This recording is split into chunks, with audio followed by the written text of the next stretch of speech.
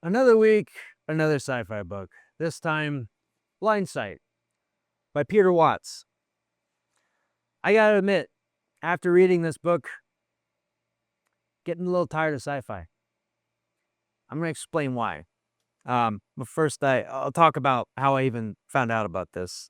This book was mentioned by Neil Blomkamp on Joe Rogan's podcast. And Blomkamp, I think he was in the middle of filming Demonic. And he was talking about how interesting Peter Watts' theory on vampires was. The fictional vampire.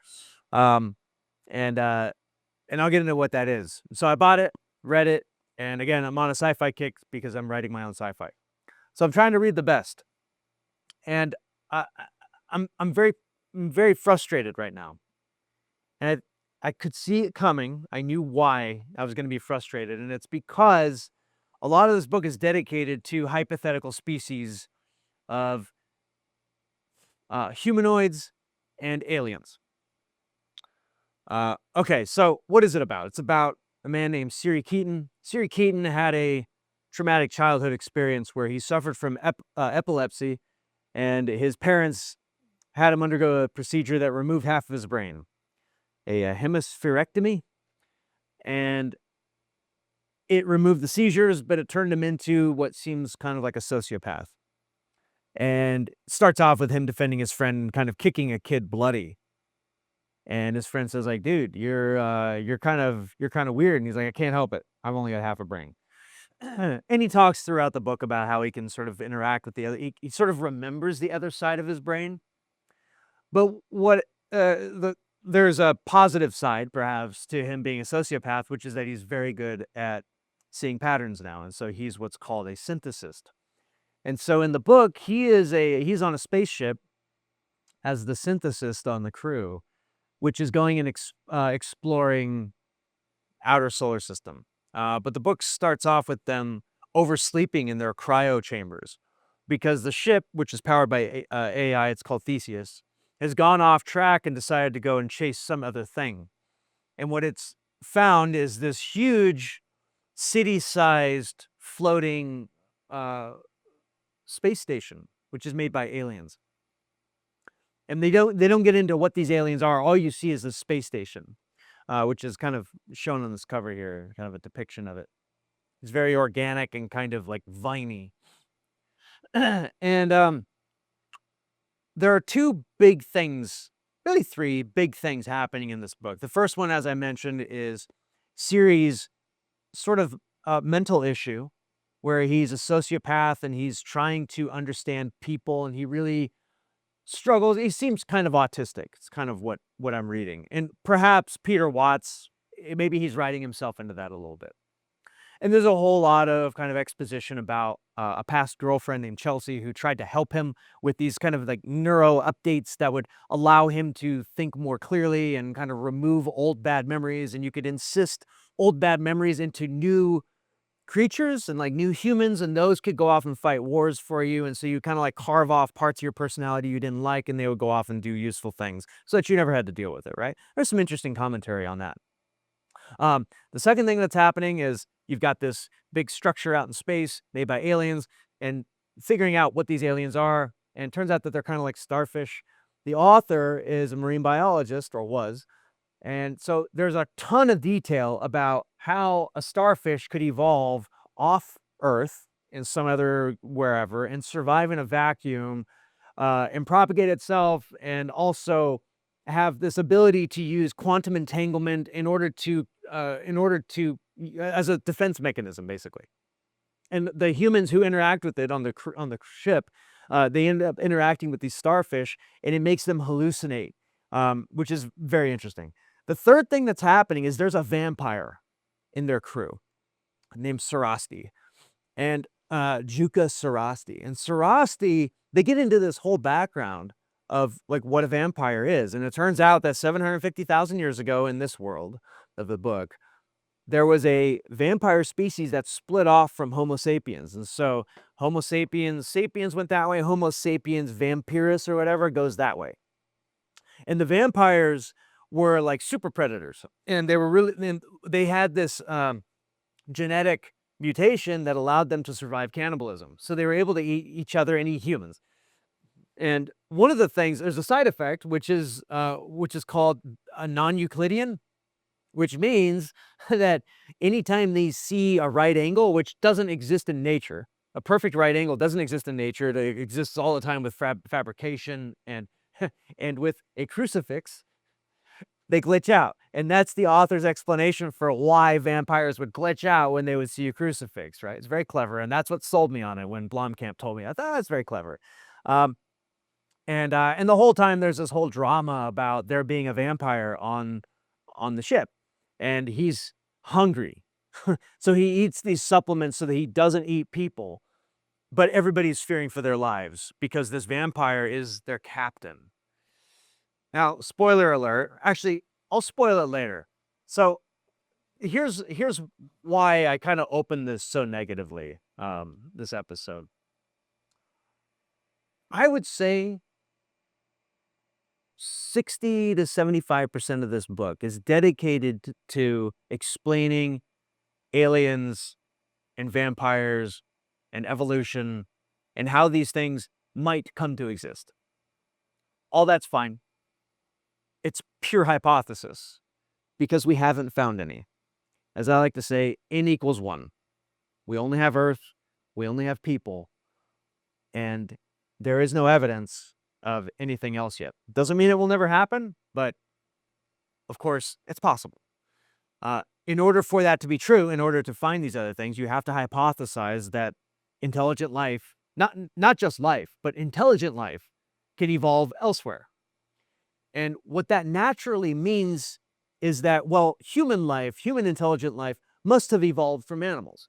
This is just a necessary corollary in order to believe that, because otherwise, how else can you believe in extraterrestrial intelligence on a human level or beyond human level? Maybe there's another way to think about this, but so far I have yet to read a sci-fi book that talks about this in a way that doesn't assume that humans come from animals, right? It's just this like necessary corollary to the hypothesis of alien life. Because otherwise, how are we going to find it? It has to send a signal. Okay, how does it send a signal? It has to be intelligent. Well, in order for it to be intelligent, it has to have come from earlier life forms, which means that humans came from earlier life forms. And so I get the feeling sometimes, again, I could be totally wrong about this, happy to be wrong, but I get the feeling that the assumption that humans come from animals is actually deductive, because after Copernicus discovered that heliocentrism was how the universe, how the solar system worked, everybody was talking about how there must be life on other planets. It started right away. And it was going before that too, but especially after Copernicus discovered this. Everybody started saying there must be life on Mars, there must be life on Venus, there must be people on Jupiter. They must be walking around. How dare you be so arrogant to think that only Earth has this, right? The polemic started right away. And I can't help but think that like this was an assumption that has no evidence so far. So I'm not going to browbeat that. I'm just going to say that I'm just not interested, I think, in the hypothesis because there is no evidence. I'm just not interested. And when so much of a book is dedicated to what if a humanoid vampire evolved? What if these starfish evolved? Then it's kind of like, okay. And yet I'm not sure what the point of that is. I think for the author, the point is to show that marine biology is very interesting, and they have like fascinating, the starfish are fascinating. You remove a limb and they grow on back. It's fascinating. Don't get me wrong. But I'm not sure why we then have to go to, therefore, humans are just animals, because it doesn't just end there. I mean, there are quotes where he says literally that, the earth, where does it say here? It says, he says, listen to this. This is when the vampire is actually kind of dogging the main character. It says, you reject unpalatable truths. Temperatures rise, glaciers melt, species die. And you blame sunspots and volcanoes, right? And so what the vampire is telling people is that we can't accept the fact that we are just subject to the laws of nature. We have to think that we're special. And there is a kind of like theme in the sciences, in sci-fi, There's a theme in sci-fi that I keep finding, that humans are not special. I keep seeing this, that there must be more. There must be other creatures who have the ability to talk. That must exist. That they have the ability to go to the fourth dimension. Otherwise, how could they get here? All of it's hypothetical. It's interesting, but what is the point? Is the point to expand our understanding of ourselves? Is this really expanding our understanding of ourselves, or is it a way to squash your enemies, your ideological opponents? Is it a way to tell your maybe religiously minded ideological opponents that you're not so special? Because that's how it comes across. I could be wrong. I'm very curious how you all interpret things like that. Um, in the end, one of the last quotes of the book, it says, the main character says, "At long last, I can empathize with Sarasti, the vampire, with all his extinct kind." Now, bear in mind the reason that the vampires went extinct is because of Euclidean geometry, and the only reason that Sarasti is alive now on the ship is because they've done this kind of Jurassic Park genetic resurrection with these guys, right? They found some blood or whatever.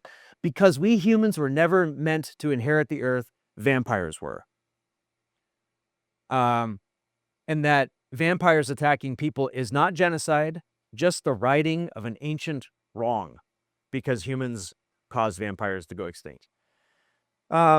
So I think this book might spell the end of an era for me, because I've read plenty of sci-fi now about how interesting it would be if we found aliens. Okay, yes, that would be very interesting. I really don't know what good that does us. It doesn't really tell us anything about our violence. It just sort of is this, it feels religious.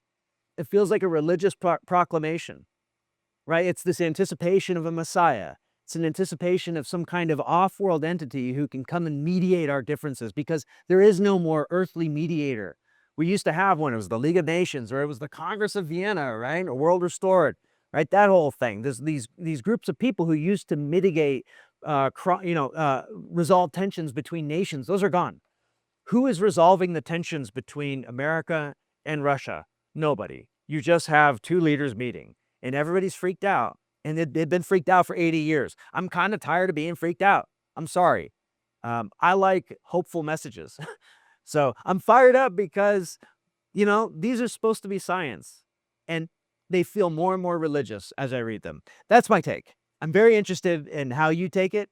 I'll say one more thing about this. It's not well written. If the author reads this, this is just, to me, it's very kind of confusing, because so much of the writing is so clinical. There's a lot of big words in here that maybe only marine biologists understand, and it kind of leaves a lot of us in the dust.